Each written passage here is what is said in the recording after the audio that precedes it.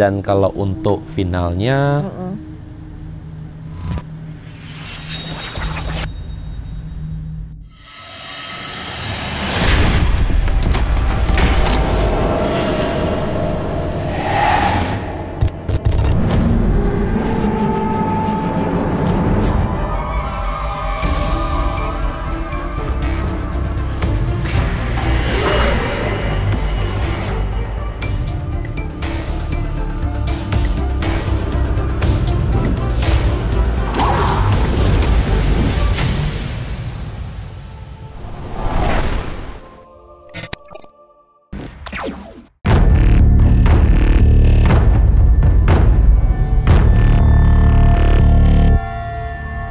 para pecinta olahraga, terutama di bidang sepak bola, belakangan sedang merasakan semangat yang luar biasa besar karena adanya perhelatan akbar yaitu Piala Dunia. Tidak sedikit yang memiliki jagoan hingga rela melakukan taruhan karena adanya keyakinan jika tim sepak bola kesayangannya akan keluar menjadi juara. Tidak hanya sepak bola, tak sedikit para pecinta olahraga yang sampai menggunakan jasa orang pintar atau dukun agar tim tercintanya bisa menang dan mereka yang bertaruh tidak mengalami kerugian. Lantas bagaimanakah fenomena perdukunan dalam kancah olahraga, terutama sepak bola di mata Indigo? Kita simak berikut ini. Kalau kita bicara soal sepak bola, apalagi di Indonesia, pasti selalu menarik ya. Nah ini pandangan dari Eji, kemudian Mian sama Mbak Furi tentang perdukunan dalam olahraga sepak bola ini bagaimana? Atau olahraga dulu lah. Ya, kalau perdukunan dari dulu memang selalu ada, terutama dalam bidang olahraga ya. Dan sepak bola juga tidak terlepas dari itu semua. Dimana pada saat mereka akan bertanding pun, misalnya ada beberapa aturan yang diberikan oleh inilah spiritualnya mereka gitu, asuhan siapa misalnya kalau mau menang harus seperti begini dulu, atau ada juga yang harus menyiramkan dulu air ke kakinya, seperti itu ritual. Jadi memang dari dulu udah ada. Seperti apa misalnya? Mungkin Mian atau Eji bisa. Mian kan pernah terjun langsung. Jadi ada beberapa kayak tim harus pakai minyak dulu nih, biar dia fokus, terus auranya bagus, semangatnya bertambah. Ada yang kayak gitu juga. Terus minyak wangi atau minyak? Iya, kayak ada minyak oles gitu, di halis atau di tangan gitu. Terus juga ada suruh mandi dulu katanya. Mandi dulu pakai air doa supaya nanti kalau ada halangan itu tuh jadi nggak terganggu kayak gitu. Jadi mungkin Eji dari sudut pandang yang lain lah ya. Contohnya misalkan Eji itu pernah dicari sama orang-orang yang tanda kutip ya bandar, dalam konteks bandar, tapi Eji nggak tanganin case itu. Ya mereka juga berusaha untuk tahu siapa yang menang dan siapa yang kalah dari segi yang seperti itu, atau mereka dengan doa-doa apapun untuk yang minimal sebagai yang itunya bisa menang gitu lah. Artinya pemain kalah lah. Nah jadi sebenarnya kalau fenomena yang seperti ini udah jadi rahasia umum. Dalam situasi yang sekarang ini gimana? Iya cukup banyak. Tapi Eji tetap ada captionnya itu bukan untuk judi. Jadi ini Eji asik-asikan dengan followernya Eji, kita sama-sama mendebat. Eji kasih mereka clue. Eji kasih mereka clue kira-kira siapa yang akan menang. Dan kalau yang namanya prediksi seperti Eji kan dengan konteks bukan vision ya, sekali lagi. Ini bukan vision, bukan penglihatan Eji, tapi kecenderungan pada perhitungan secara logiknya Eji dengan insting-insting yang biasa sudah Eji asah yang kuat itu. Eji bisa mendapatkan satu gambaran, dan satu gambaran itu ya pastinya tetap bisa akan salah juga ya. Iya, namanya prediksi kan? Namanya prediksi gitu. Kalau Mian lihatnya bagaimana dengan informasi yang Mian dapatkan ya, ini motif dan tujuan mereka untuk menggunakan perdukunan olahraga ini? Banyak sih motifnya. Yang pertama kayak kadang yang sering datang tuh kayak gini, Mian bantu doain ya katanya, semoga tim kita menang. Terus juga kalau ada yang licik-licik gitu tolong diusir. Kan ada orang yang di belakang tuh kayak bayar ini itu supaya menang, wasitnya atau apa, tolong dihilangin katanya kayak gitu. Terus juga ada yang di lapangan kita kan nggak tahu situasinya seperti apa, dan kadang hal gaib juga terjadi di lapangan banyak. Bahkan pernah ada video yang penampakan di tengah lapangan lah, ada inilah gitu. Nah takutnya kayak keganggu gitu aktivitas saat bermain sepak bola, apalagi timnya dia gitu. Terus juga ada yang nanya juga, kira-kira Mian ini dapat gak ya? Gimana biar caranya dapat gitu? Ya kan sebagai anak indigo kan men hanya menggunakan doa. Berbeda sama spiritual. Yang suruh seperti ini itulah, kadang suruh ada bakar menyan, sediain kopi pahit atau apa gitu di lapangan. Nah, kalau Mian tuh kayak ya udah kita doain terus lihat ini kecenderungannya pasti kayaknya menang deh. Kan sepak bola gitu kan, apalagi yang lokal-lokal gitu kan gampang ngelihatnya gitu. Beda sama Piala Dunia. Lokal lebih gampang ngelihatnya Mbak Furi. Tadi ada ritual yang dilakukan pada saat sebelum mereka bertanding gitu ya. Betul, Nah, betul. kita pernah lihat kalau nggak salah ya ada video yang kita pernah lihat bahwa ada yang nggak berani lewatin garis atau masuk duluan gitu. Iya, Itu kan menarik ya. Awalnya iya. nggak ngerti aku itu apa kok. Kenapa nggak mau masuk gitu? Nah, Ya ini itu apa gitu? itu pantangannya. Jadi kalau masuk ke lapangan duluan maka dia akan kalah seperti itu. Jadi semua pemainnya udah dikasih tahu, udah di briefing untuk tidak masuk ke lapangan duluan kayak begitu. Makanya akhirnya mereka nggak masuk ke lapangan kayak Sampai gitu. didorong untuk masuk. Iya, sampai didorong gitu. Ya, kita lihat sama-sama yang gini kan. Nah, Oke. ya. Jadi harusnya sebetulnya kan pemain masuk bareng wasit kan ya. Ya. Yes. Nah, ini kan nunggu semua nih rata-rata kan Iya, nunggu. iya. Jadi uncle yang seperti ini bisa jadi dukunnya sama. Jadi sama-sama yang nggak boleh masuk duluan gitu. Iya. Kan ada yang mungkin begitu ya. ada mungkin yang paranormal tersendiri yang kamu harus masuk duluan. Jadi ibaratnya kamu yang nyuri start duluan. Nah, ada yang kamu jangan masuk duluan. Nah, ini kalau kejadian seperti ini kecenderungan sama. Jadi kayak atau yang satu turunan guru lah Oke, ibaratnya. meskipun orang yang berbeda, Meskipun. tapi satu turunan guru ilmunya sama ya. Yes, ada yang benar. sama. Ini ada jangan masuk betul. duluan. Iya, Nah, benar. kalau gitu kan repot ya. Repot. Jadi gurunya harus beda sebenarnya. Itu sampai Jadi ditarik gurunya wasit tuh. beda. Ada wae. Ini lebih menarik lagi nih ya. Kalau tadi kita lihat ya, ada sesuatu yang dilakukan kan dia ditaruh di dekat gawangnya itu tadi kan. Betul, jimat kayak gitu. Biar nggak masuk gitu, terus si gawangnya sulit dilihat fokusnya gitu. Biar nggak kebobolan lah istilahnya kayak gitu. Nah, itu dia. Ya, dan yang seperti ini, Uncle, ini banyak kan terjadi di Afrika. Jadi kalau Afrika itu masih cenderung pada hal mistis atau gaibnya itu besar. Iya. Jadi ada salah satunya yang seperti ini, kalau Eji nggak salah di klub di negara Rwanda, di kompetisi Rwanda itu sampai setengah jalan satu babak itu nggak ada gol sama sekali. Karena ada jimatnya itu gitu. Tapi begitu jimat itu dicabut terjadi gol. Jadi Nggak menang-menang juga ya kayaknya.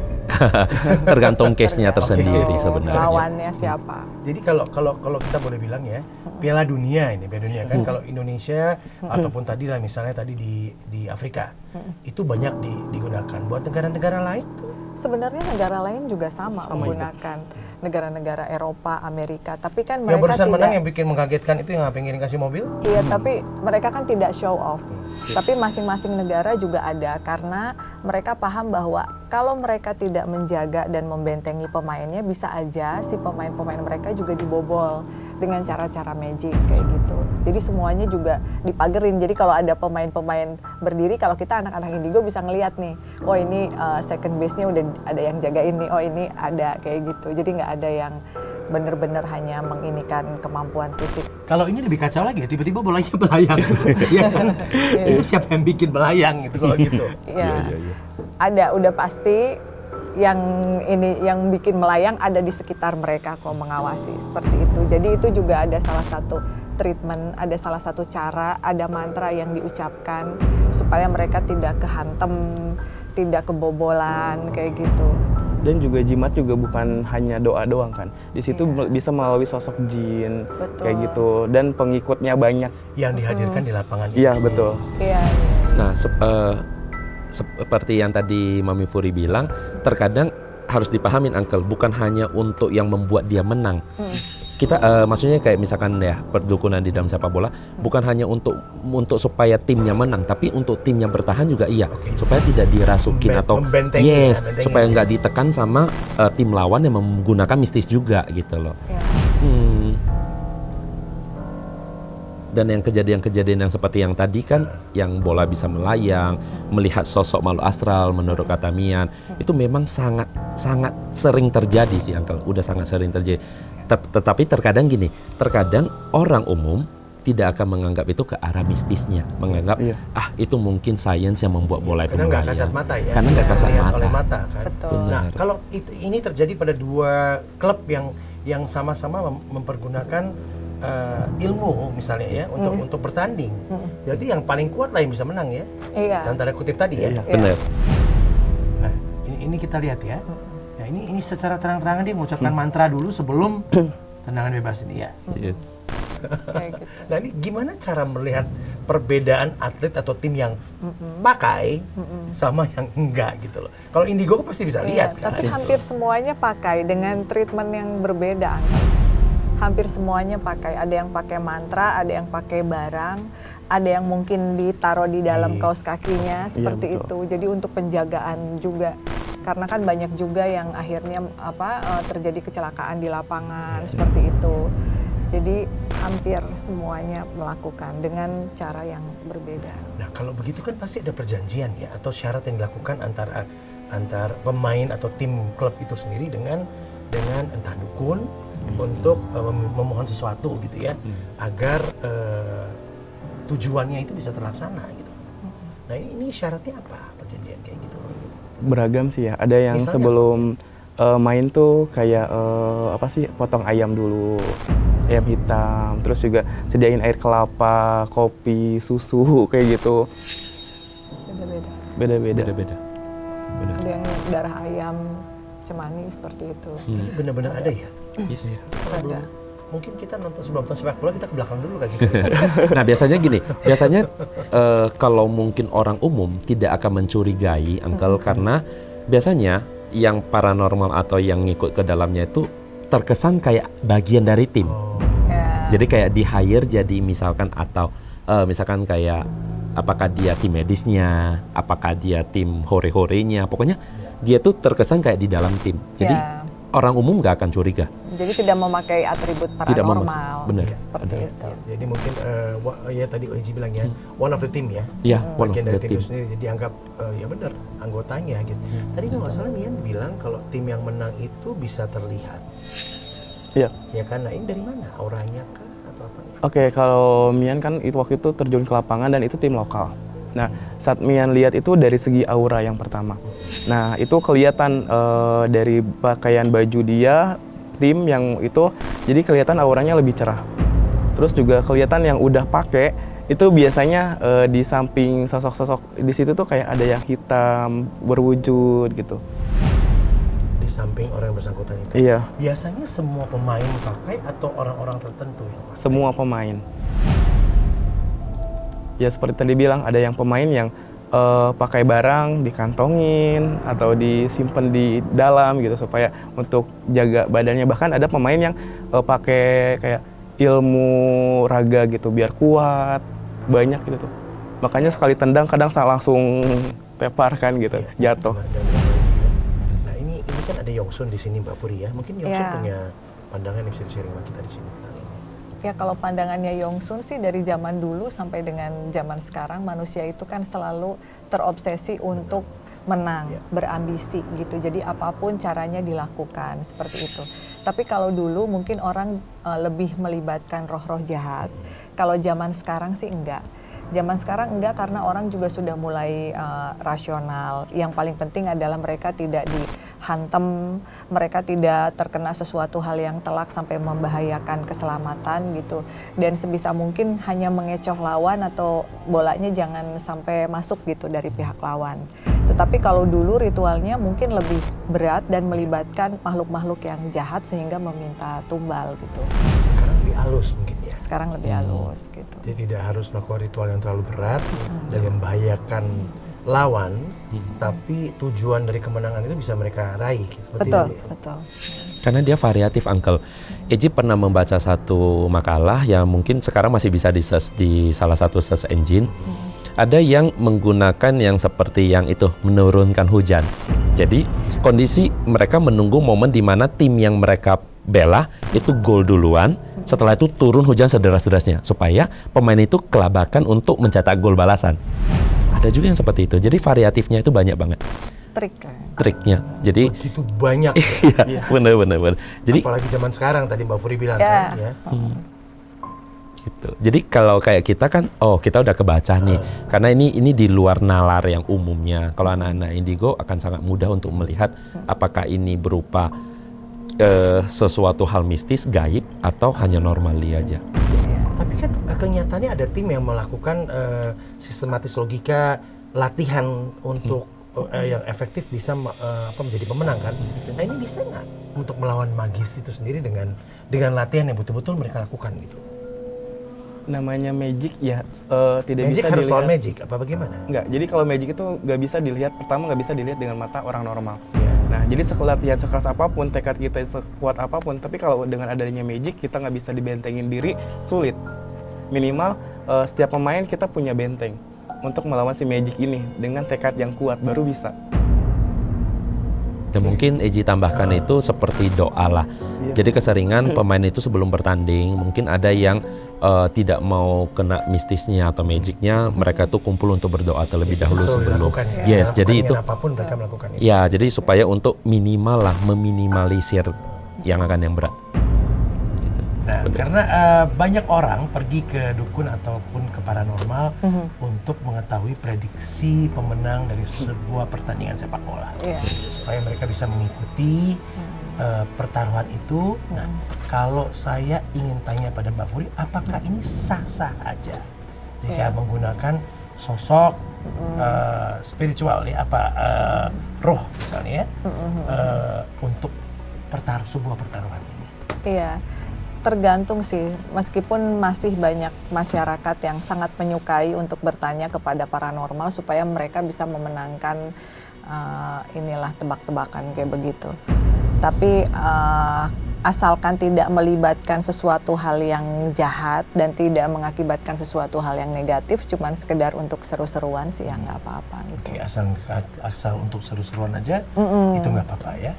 Sekali lagi juga tadi prediksi tadi. Yes, benar. Dan ada satu yang mungkin yang menurut Eji sih secara spiritual terlewat batas. Jadi ada salah satu pertandingan itu kalau Eji tidak salah itu di Kongo, di liganya Kongo. Itu secara logik itu nggak akan masuk logik. Jadi ada satu pertandingan nih, Uncle, ada 2 klub. Jadi di tengah pertandingan itu pemain tersambar petir dan pemainnya 11 orang meninggal karena tersambar petir. Dan 11 meninggal itu adalah pemain lawan. Betul. Berarti kalau kita tahu sendiri, apakah kemungkinan petir itu memilih orang? Memilih dengan sengaja, oh ini A, B, C, D. Dan itu yang menurut Eji di luar batas. Karena kalau hanya untuk menang dan kalah itu wajar. Itu adalah satu kompetisi. Baik apakah dia dari paranormal atau dari... sampai merenggut nyawa itu udah di luar batas. Luar batas. Itu udah di luar batas banget. Pernah terjadi ya. Yes, dan 11 pemain meninggal. Dan itu ada dari grup lawan. Grup lawan. Dan tidak satu pun dari grup ibaratnya tuan rumahnya lah.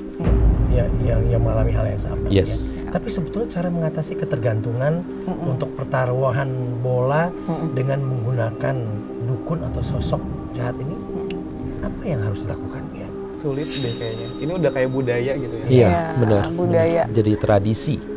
Makanya yang perlu dilakukan juga dipagerin pemainnya juga nggak salah juga. Karena takutnya terjadi hal yang seperti itu tadi di saat lawan menggunakan kekuatan yang jahat gitu.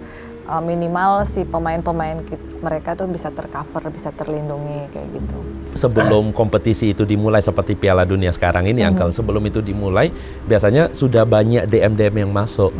Kak, tolong dong ini dengan ini, Kak, tolong dong ini dengan ini. Coba kalau kamu benerin Bigo katanya sebab siapa yang menang. Itu banyak banget. Nah, kalau di Eji cara menyiasatinya ada 2, Uncle. Pertama adalah Eji kasih clue. Jadi clue-nya itu mereka simak sendiri untuk jawabannya supaya tidak terang-terangan. Kedua, jujur Eji sengaja buat salah juga ada. Supaya mereka tuh menikmatin bukan dengan cara berjudinya, tapi menikmatin dengan cara tebak-tebakannya, seru-seruannya. Jadi ada beberapa yang kalau di followernya Eji itu kita sampai tanda kutip ya, kita bertaruh dengan sesuatu yang lucu. Contoh seperti kemarin Eji ada salah satu pertandingan yang Eji buat, maksudnya Eji prediksikan dengan hukumannya adalah Eji mencuci piring. Jadi kalau Eji salah, Eji cuci piring. Yuk, yang siapa yang berada di timnya Eji, sisi Eji, Kalau kita salah, Waktu kita kamu ke cuci rumah piring. Uncle Mbak. kemarin kamu cuci piring, kamu salah ya? Iya, kemarin kan udah ada videonya dia lagi cuci piring. Aduh. Jadi supaya seru-seruan, Tapi meskipun seru-seruan sih sebetulnya. meskipun mungkin Eji tahu itu akan siapa yang menang ya, tapi Iya. Eji nggak akan tampilkan semua. Sekaligus bikin orang jadi tertarik beneran buat nonton apa adanya kan? Bener. Ya nggak cuma hanya taruhannya aja. Bener. Iya. Tapi nonton, saksikan dan ikut ke Yes. dalamnya, jadi fun ya. Ada yang suami istri juga, Uncle. Ada yang suami istri. Mereka jadi bertaruh gara-gara Eji. Bertaruhnya konteksnya positif ya. Ya. Jadi kayak siapa yang kalah nanti 3 hari ke depan akan nyapu lantai, akan cuci baju, cuci piring kayak gitu. Iya. Oke, jadi udah siap ya buat cuci baju, buat apa tadi, cuci piring. Cuci piring ya. Berdasarkan prediksi, sekali lagi. Prediksi bisa terjadi, bisa enggak, bisa benar, bisa salah gitu. Kayak gitu. Jadi tergantung dari penerimaan orang semuanya, jangan terlalu serius lah. Oke, jadi dipakai enjoy aja. Ya. Selamat menikmati pertandingan final nanti. Ya. Sampai jumpa. Bye. Bye.